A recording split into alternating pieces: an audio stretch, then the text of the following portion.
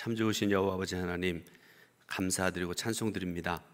지난 한 주간 동안 명절을 맞아서 가족들이 하나님께 예배드리고 모이기도 하고 은혜 가운데 감사함으로 지낼 수 있도록 인도하신 하나님 감사드립니다. 모든 것이 하나님의 은혜, 사랑이었음을 고백하고 오늘 이 시간에도 하나님께 돌아가신 귀한 주일 아침에 주님 전에 나오게 하셔서 믿음으로 예배드리게 하신 은혜, 귀하신 사랑 감사드립니다. 주님 전에 나오지 못하고 삶의 자리에서 가정에서 예배드리는 성도들에게도 하나님 큰 은혜 베푸시기 원하고 하나님의 영광이 저희들 모두에게 충만하게 넘쳐나는 복된 시간 되게 인도하여 주옵소서. 말씀 듣는 시간에도 주시는 하나님의 말씀 저희들 마음으로 듣게 하시고 말씀 전하는 종이나 듣는 성도들 모두가 함께 은혜 받고 영광 돌리는 복된 시간 되게 인도하여 주옵소서. 예수 그리스도의 이름으로 기도드립니다. 아멘. 하나님께서 세상을 창조하실 때 모든 사람을 똑같이 만들지 아니하시고요, 사람마다 다르게 창조하셨습니다. 최초의 인간이었던 아담, 그리고 아담의 배우자였던 하와에 대한 창조하신 말씀도 보면요, 아담의 경우 말씀드립니다. 창세기 2장 7절에 여호와 하나님이 땅의 흙으로 사람을 지으시고 생기를 그 코에 불어넣으시니 사람이 생명이 된지라, 이렇게 말씀을 하세요. 하나님이 창조하신 방법입니다. 또 하나 하와의 경우를 말씀드리면 2장 20절부터 22절에 아담이 모든 가축과 공중의 새와 들의 모든 짐승에게 이름을 주니라. 아담이 돕는 배필이 없으므로 여호와 하나님이 아담을 깊이 잠들게 하시니 잠들매 그가 그 갈빗대 하나를 취하고 살로 대신 채우시고 여호와 하나님이 아담에게서 취하신 그 갈빗대로 여자를 만드시고, 이렇게 말씀을 하세요. 그러니까 아담을 창조하시는 하나님의 방법이 다르셨고요, 그 다음에 하와를 창조하시는 방법이 다르셨다는 그런 말씀이겠죠. 여러분, 그 사람들 중에 가장 많이 닮은 사람, 물론 부모 자식 간에도 많이 닮지만 쌍둥이가 가장 많이 닮았잖아요, 그죠? 여러분 주위에 쌍둥이 있습니까? 제 고향의 그 용살리라는 마을입니다. 그 약 60호 내지 70호 정도 되는 남짓한 작은 마을입니다. 제가 1961년에 태어나는데요, 그 해에 무슨 일이 있었는지 그 해에 10명이 넘는 애가 그 해에 낳았습니다. 제가 조금 전에도, 어제도 그랬고요, 말씀 준비하면서 조금 전에도 애들 이름을 쭉 이렇게 해봤는데 10명이 훨씬 넘어가요. 제 고향집이 좀 동네에서 조금 높은 곳에 있고요, 제 집에서 이쪽에서 보면 이제 오른쪽으로 한 20걸음 정도만 걸어가면 제 친구 집이 있는데 바로 쌍둥이가 저보다 한 3달인가 4달인가 늦게 태어난 친구들이 있습니다. 이름은 성묵이고 돈묵이고 그렇습니다. 얘들이 공부도 꽤 잘했고요, 그래서 큰 아들은 쌍둥이 둘째죠. 그러니까 그 형님이 위에 계셨고요, SK라는 대기업에 취직을 했고, 작은 아들은 대학 교수가 되어서 지금도 성남에 있는 모 대학에서 애들을 가르치는 그런 교수가 되었습니다. 그런데 이 쌍둥이를 가장 잘 알아본 사람들이 몰라요. 부모도 잘 몰라요. 보면 주위 사람들이 잘 모릅니다. 뭐 성묵이라고 했다, 돈묵이라고 했다, 서로 간에 이렇게 그러는데요, 여러분 이 쌍둥이를 가장 잘 알았던 사람이 누구였을까요? 접니다. 아니, 거짓말이 아닙니다. 안 봤으니까 뭐 모른다고 그러지 생각하지 마시고요. 저는 저희 옆집에 살으니까요, 밖에서 양로야 하고 소리 지르면요, 아, 돈묵이 왔구나, 큰 쌍둥이 왔구나, 틀림없습니다. 부모님도 잘 모르고 어떤 경우에 형제들도 어떤 때는 헷갈릴 정도로 닮았는데요, 저는 목소리만 들으면 그러니까 다른 거는 말할 것도 없잖아요. 잘 알게 되었다, 그런 말씀이죠. 틀림없이 맞췄습니다. 어찌되었든 간에 가장 닮은 것 같은 형제, 그보다도 더 닮은 것 같은 쌍둥이조차도 하나님께서 똑같이 만들지 아니하시고요, 다르게 구분할 수 있도록 만드셨다는 그런 말씀이죠. 쌍둥이만 그런 거 아닙니다. 여러분 바닷가에 가면요, 모래가 많습니다, 그죠? 수도 없이 많은 모래들이 있습니다. 그런데 여러분 모래를 자세히 한번 보시기 바랍니다. 똑같이 생긴 거 하나도 없습니다. 크고 작고 빛나고 덜 빛나고 이 색깔도 있고 저 색깔도 있고 다 다릅니다. 밤하늘에서 볼 수 있는 별도 그렇잖아요. 우리 동두천이라는 곳도 도시잖아요. 여러분 밤에 어느 날 맑은 날 하늘을 보고서 별을 보려고 그러는데 별이 잘 안 보여요. 지금 여러분들 위에 보면 전등들이 있는데요. 저것만큼도 안 보여요. 어떤 경우에. 그죠? 빛이 밝아가지고 잘 안 보입니다. 제가 오래전에 안흥리의 밤에 좀 깊숙한 곳에 들어가서 하늘을 쳐다보고 깜짝 놀랐습니다.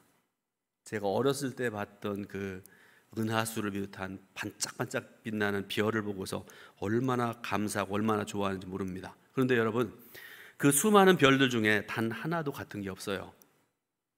망원경으로도 제가 한번 본 적이 있는데요. 다 다릅니다. 크기도 다르고 색깔도 다르고 다 다릅니다. 제가 요즘에 특별한 일 없으면, 바쁜 일 없으면 아침 저녁으로 걷습니다.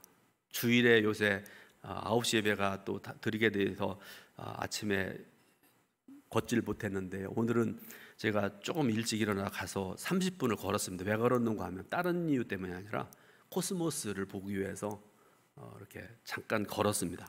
근데 여러분, 꽃이 정말 저는 코스모스라는 꽃이 참 매력 있는 꽃이라고 생각되어지는데요. 말씀을 준비하기 위해서 자세히 봤습니다. 색깔이 다 달라요. 비슷한데 달라요. 크기도 좀 다릅니다. 똑같은 빨간색이라도 조금씩 다릅니다. 다 다르더라고요. 비슷해 보이지만 꽃도 모양이 제각기입니다. 모두 다 하나님께서 창조하신 자기의 모습을 가지고 하나님을 찬양하고 있는 그런 모습을 보면 하나님의 그 오묘하신 신비하시기까지 솜씨가 참으로 성경 말씀에 있는 것처럼 신묘막측하기까지 한 그런 모습입니다. 다시 말씀드리지만 하나님께서는 사람을 각각 다르게 창조하셨을 뿐만 아니라 각자의 은사도 다르게 주셨습니다. 그런데요, 분명한 것은, 또 놀라운 것은 서로 다르지만 그리스도 안에서 하나라는 사실입니다. 이것이 교회의 모습이기도 합니다. 동두천 감리교회 2021년 9월 현재에 여러분, 이 동두천 감리교회는 이양로 목사라는 목사가 필요하죠. 그죠? 또 우리 성도들 중에 아무개 성도님, 아무개 집사님, 아무개 권사님, 아무개 장로님 필요합니다. 그래서 하나님께서 저에게 목사로 세우신 것은 목사로서, 설교자로서의 역할을 하나님께서 감당하도록 하기 위해서 저를 세우셨죠. 여러분들은 평신도로서의 역할들을 하나님께서 주셨고 그 사명을 감당하도록 이 동두천 교회 세우신 줄로 믿으시길 바랍니다. 또 교회 안에는 부자도 있고요, 가난한 사람도 있습니다. 많이 배운 사람도 있고 공부를 잘 못한 분도 있습니다. 어떤 경우에는 피부색과 언어가 다를 수도 있습니다. 그런데 신기한 것은 여러분, 이거는 교회 이외에 다른 곳에서는 좀 발견하기 어려운 모습이기도 하고 그런데요, 서로 간에 다르면 다를수록 좋다는 것입니다. 서로 다르다는 사실은 비판할 것이 아니라 하나님을 찬양해야 될 이유가 됩니다. 그러므로 성도 여러분, 아무개 성도는, 아무개 집사님은 왜 나랑 이렇게 달라? 혹은 내 아내는, 혹은 내 남편은 나와 하나도 성격도 어느 것도 같은 것이 없네, 그러면서 불평하지 마시기 바라고요, 오히려 그것으로 인해서 감사하시길 바랍니다. 상대방의 의견이 나와 다른 것에도 감사하시기 바랍니다. 왜 그렇습니까? 우리는 서로 다르지만 그리스도 안에서 하나이기 때문에 그렇습니다. 그것이 교회이고요, 교회의 아름다움이고요, 그것이 축복입니다.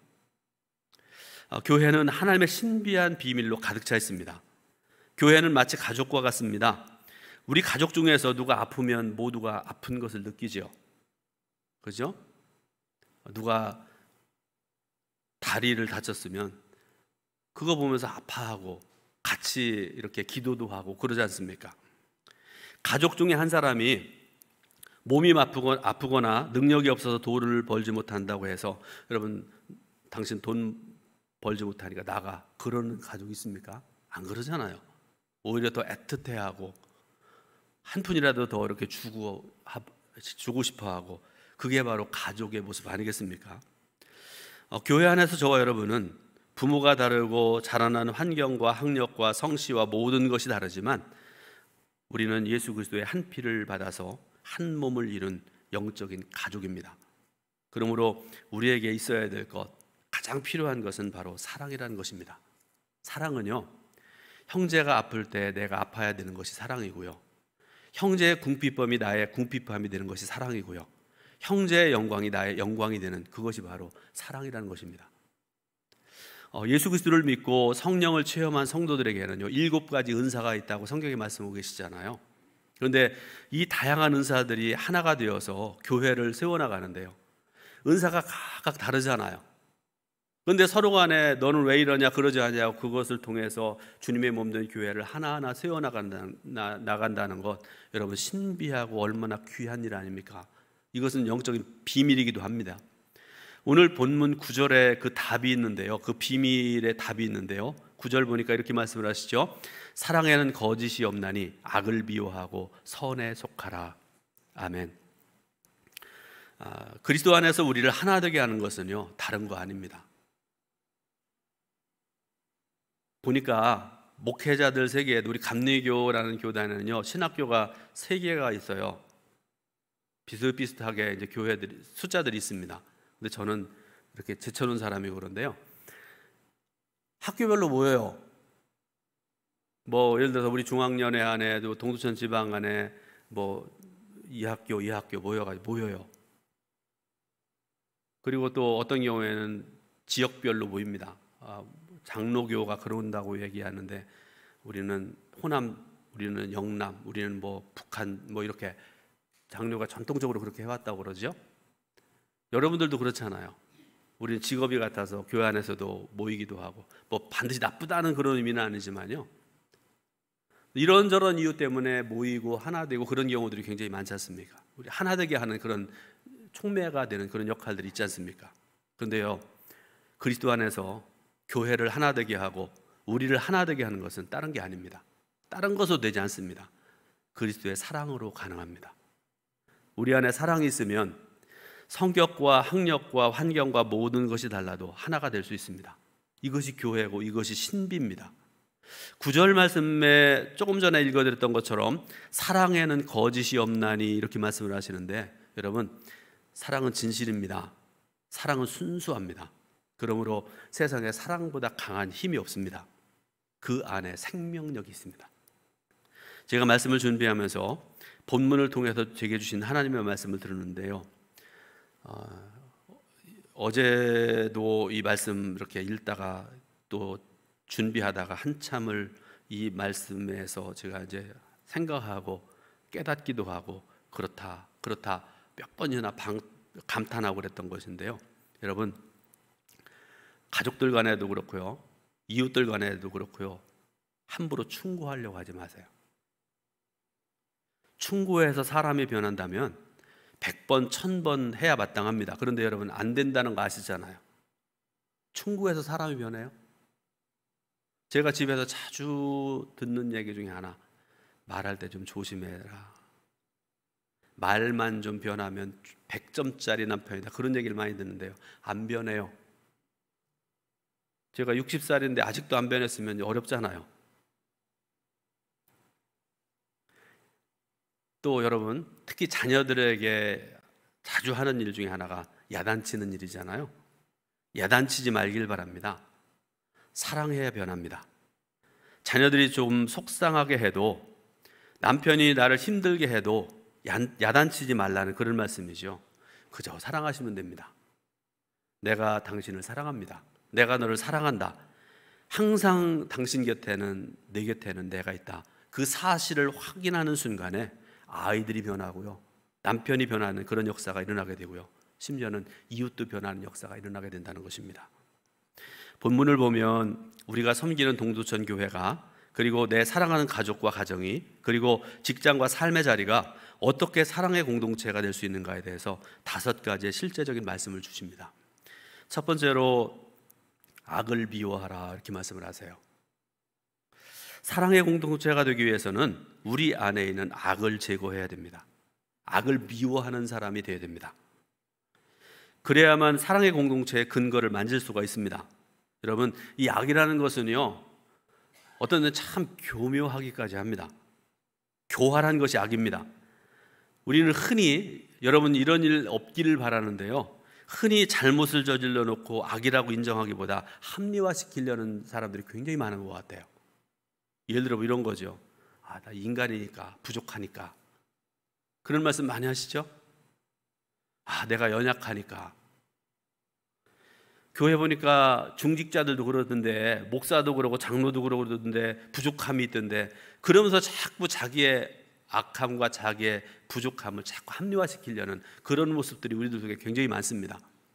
또 어떤 경우까지 있는가 하면요, 하나님의 말씀인 성경을, 여러분 하나님의 말씀은 말씀 그대로 아멘하고 들으면 돼요. 자꾸 성경 가지고 이렇고 저렇고 하지 마시기 바랍니다. 성경을 교묘하게 인용을 해가지고요, 자기의 악을 합리화시키려는, 이걸 가리켜 저는 성경 기술자라 이렇게 생각을 하는데요, 이런 사람들 굉장히 많아요. 그런데 여러분, 악과 대비되어지는 선이라는 것은요, 두 가지 얼굴을 가지고 있지 않습니다. 선은 언제나 정직합니다.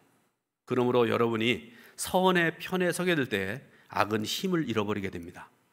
우리가 신앙생활하면서 가장 주의해야 될 것이 이단인데요, 여러분 한국교회도 끊임없이 이단들이 일어났다 사라지기도 하고 그러는데요, 여러분 이단이 생겨나고 힘을 얻는 가장 큰 책임이 어디에 있는지 아세요?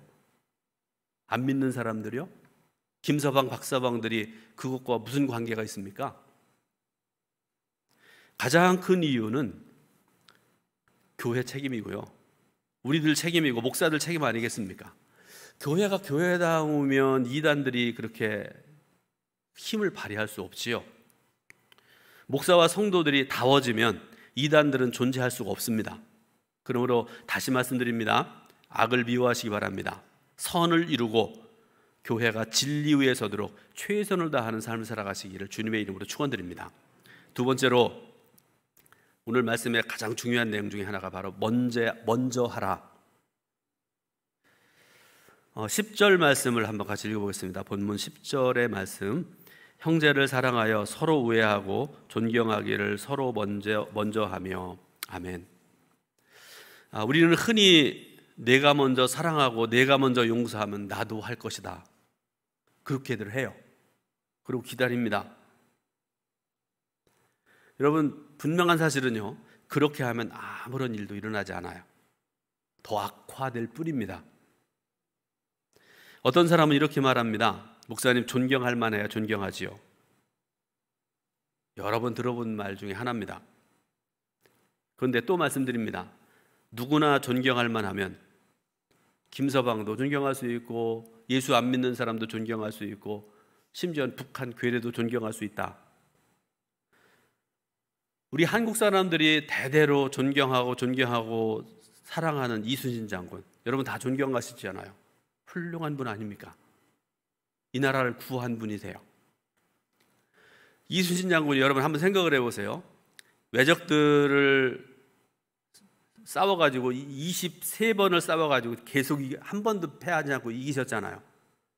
그 배에 타고 있던 외적들 숫자가 아마 수만 명일 겁니다. 일본의 입장에서 보면 이순신 장군은 원수잖아요. 근데 일본 사람들 중에도요, 이순신 장군을 존경하는 사람들이 굉장히 많다고 우리가 듣지 않았습니까? 자, 10절을 다시 보면 서로 우애하고 존경하기를 먼저 하라, 분명히 말씀을 하세요. 먼저라는 말이 굉장히 중요합니다. 마태복음 5장 23절부터 24절에 보니까 이렇게 말씀을 하세요. 그러므로 예물을 제단에 드리려다가 거기서 내 형제에게 원망 들을 만한 일이 있는 것이 생각나거든 예물을 제단 앞에 두고 먼저 가서 형제와 화목하고 그 후에 와서 예물을 드리라, 이렇게 말씀을 하세요. 말씀은 굉장히 깊이가 있으십니다. 이 말씀의 의미를 잘 새겨보시기 바랍니다. 다시 한번 읽어드립니다. 그러므로 예물을 제단에 드리려다가 거기서 내 형제에게 원망 들을 만한 일이 있는 것이 생각나거든 예물을 제단 앞에 두고 먼저 가서 형제와 화목하고 그 후에 와서 예물을 드리라. 아멘. 이 말씀의 의미는 그렇습니다. 하나님께 예물을 드리는 것도 중요하지만, 하나님께 예배를 드리는 것도 중요하지만, 그것보다 먼저 해야 될 것이 있다. 형제와 화목하는 것, 형제와 사랑하는 것이 먼저다. 하나님께서 그렇게 말씀을 하세요. 들으시길 바랍니다. 세 번째로 부지런하라 이렇게 말씀을 하세요. 11절 말씀 제가 읽어드립니다. 부지런하여 게으르지 말고 열심을 품고 주를 섬기라. 아멘. 오늘 여러분들에게 미처 알지 못했던 것, 비밀을 한 가지 좀 알려드리려고 합니다. 정말 놀라운 사실인데요. 사랑하면 부지런해진다는 것 아세요? 사랑하면 부지런해진다. 사랑 안 해보셨습니까? 예를 들어 연애를 하려고 해도요, 지금은 이 카톡으로 보내고 그러는데 예전에는 다 이렇게 편지를 쓰셨잖아요. 그러셨어요? 장로님들? 그런데 어떤 분은요, 편지를 쓰는데 보면 옆에다가 막 쓰레기가 막 이만해요. 이렇게 썼다가 마음에 안 들면 이렇게 하고, 다 이렇게 해도 안 되고 저래도 안 되고 막, 그러니까 막 이만큼 쌓아놓고 한 몇 시간 써서 하나 이렇게 만들어내는 그런 경우들 있지 않습니까? 그러니까 여러분, 연애 편지를 쓰려고 그러면 게으르면 할 수 없는 일 아니겠습니까? 또 예를 들어 이런 거 있잖아요. 점심에 약속이 있다고 생각을 해요. 12시에 어디에서 만나서 우리 맛있는 음식을 먹자. 사랑하는 사람하고 약속을 했다고 생각을 해보세요. 그러면 11시 50분쯤 돼가지고 아이고 늦었구나. 그래가 출발해가지고 부랴부랴 달려가는 사람 보셨어요? 결혼 못합니다. 어떻게 하는가 하면요, 아침부터 일어나서 머리를 감았다가 머리를 풀었다가 별짓 다 하죠. 옷을 입었다 벗었다가 온 집안에 막 옷을 막 흐트러 놓고 그렇게 하면서, 그런데 여러분 이거 좋은 일이잖아요. 온 집안을 행복 충만하게 바꿔놓는 그런 모습들을 보게 되지 않습니까? 우리가 성도로서 하나님을 사랑하고 섬기며 살아가는 데 있어서도 부지런해야 됩니다. 그죠? 11시 예배인데 11시 30분에 들어오시면 안 돼요. 오늘까지만 용서할 테니까 다음부터는 일찍 오시기 바랍니다. 신앙생활도 여러분 보통 부지런해가지고는 신앙생활 제대로 할 수 없습니다. 제가 여러분들에게 이거는 제 부끄러운 얘기기도 하고 또 자랑스럽게 뭐라 그럴까요? 자랑하는 것 같은 그런 얘기도 될 수 있고 그런데요. 한번 여러분들에게 말씀드리는데요. 저는 이거는 몇 번 말씀드렸어요. 저는 굉장히 게으른 사람입니다. 제가 중고등학교를 30리를 자전거 타고 통학한 사람인데요. 제가 잘 깨워도 안 일어나니까 어머니가 아침마다 제 이름을 아마 살아생전에 수만 번, 수천만 번을 부르셨을 것 같아요. 양로야 일어나, 밥 먹고 학교 가야지 하고. 그래서 제가 잘 일어나지 않으니까 제 친구들도 알아요. 성목이 돈목이 말할 것도 없어요. 걔들은 저 일어날 때 이미 출발하고 그러면서 제 얘기를 들었으니까요. 그래서 저희 어머니가 새벽기도 할 때마다 또 제가 태어날 때부터 주의 종으로 바치겠다고 서원하셨다고 그러는데요. 어머니가 저한테 아주 자주 하셨던 말씀 중에 하나가, 이렇게 게으른 사람이 어떻게 새벽기도 안 쌌나. 제가요 목회 시작할 때부터 지금까지 특별한 일 없으면 새벽기도 합니다. 월요일에 제가 새벽기도 인도 안 하지만 안 해도 나와서 기도합니다. 없을 때는 동두천이 없는 걸로 아시면 돼요. 왜? 여러분 새벽기도가 얼마나 중요한 걸 아시잖아요. 내가 하진 못하더라도 중요한 건 아시지 않습니까? 첫 목회지에서, 이거는 제가 여러분 자랑이라고 너무 그러지 하지 마시기 바라고요. 새벽기도를 하고 나면 새벽기도를 이제 사랑방에서 목회를 시작을 했는데요. 제 아내하고 이제 애가 셋이 태어나는데 젖먹이를 제 아내가 업고 또 이렇게 잡고 애들을 깨워서 새벽기도 가는 일이 그렇게 쉬운 일은 아니었던 것 같아요. 그죠? 그 갔다 와서 지금은 뭐 피곤하고 그러면 졸기도 하고 그러는데요. 요새는 또 운동하느라고 잘 못하기도 하고 그런데요. 제가 새벽기도 갔다 와서 자주 동네 주변을 쓸고 청소하는 일을 했습니다. 근데 한 번은 눈이 굉장히 많이 왔던 추운 겨울이었던 거로 기억이 되는데요. 새벽기도를 마치고 눈을 쓸어야 되겠다 그러고서 이제 집에 와서 옷을 벗어놓고 눈을 쓸고 있는데, 시골 그 어르신들은 좀 부지런하시잖아요. 제가 쓸고 있는 것을 옆에 살고 있던 아저씨가 이렇게 보더니 젊은 사람이 굉장히 부지런하네. 그러면서 그 이후로 그 동네에 이 이 석당교회 새로운 젊은 전도사는 굉장히 부지런하다고 막 소문이 나고요. 어른들이 칭찬을 하시더라고요. 여러분, 다시 말씀드립니다. 예수님을 잘 믿으려면 부지런해야 됩니다. 네 번째로 소망 중에 기다리라 이렇게 말씀을 하십니다. 12절 말씀 중에 소망 중에 즐거워하며 환난 중에 참으며 기도에 항상 힘쓰며 이렇게 말씀을 하십니다.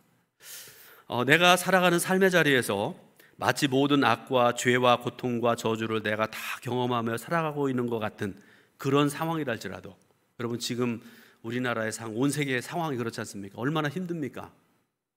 고통스럽고 삶을 포기할 것 같은 그런 상황에 우리가 살아가고 있다 할지라도 소망이 있는 사람은 이겨낼 수 있습니다. 소망이 있는 사람은 그 어떤 환경 속에서도 오히려 하나님께 기뻐하고 감사함과 찬송함으로 살아갈 수 있게 되는 것입니다.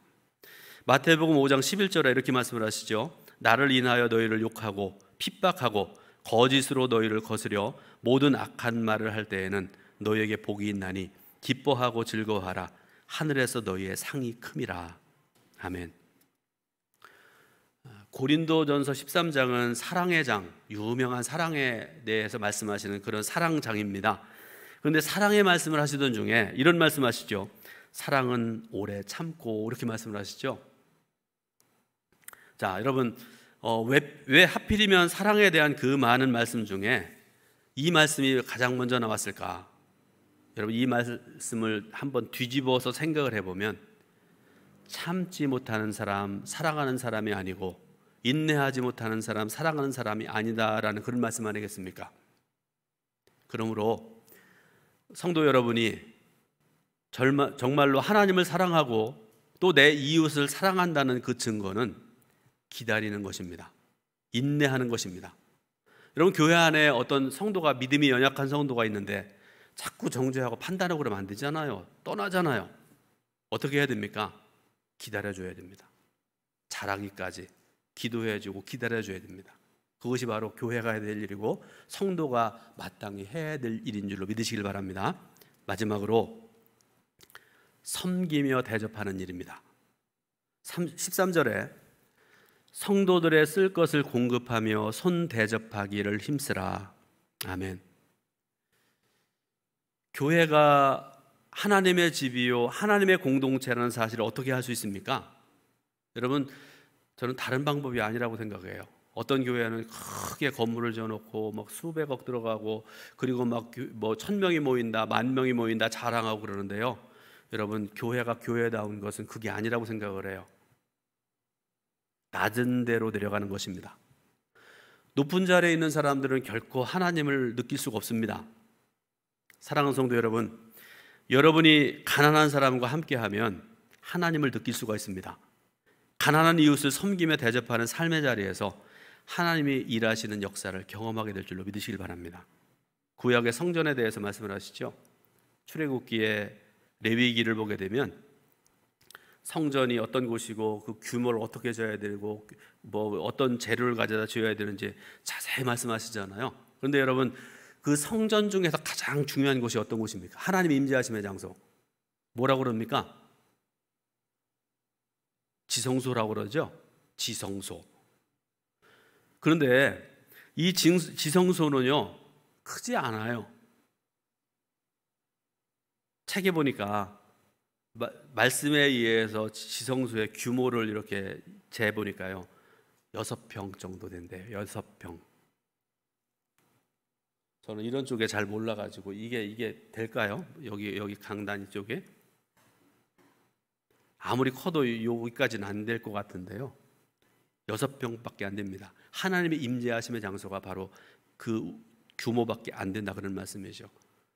우리는 흔히 커야 되고 화려해야 되고 높은 곳에 있어야 되고 그렇게 생각하기 쉽습니다. 근데 하나님께서 보실 때는 그게 아니라는 말씀이죠. 본문 13절에 성도들의 쓸 것을 공급하며 손 대접하기를 힘쓰라 이렇게 말씀을 하시는데, 그러므로 진정한 교회는 섬기는 교회입니다. 진정한 성도는 손 대접하기를 힘쓰는 성도입니다.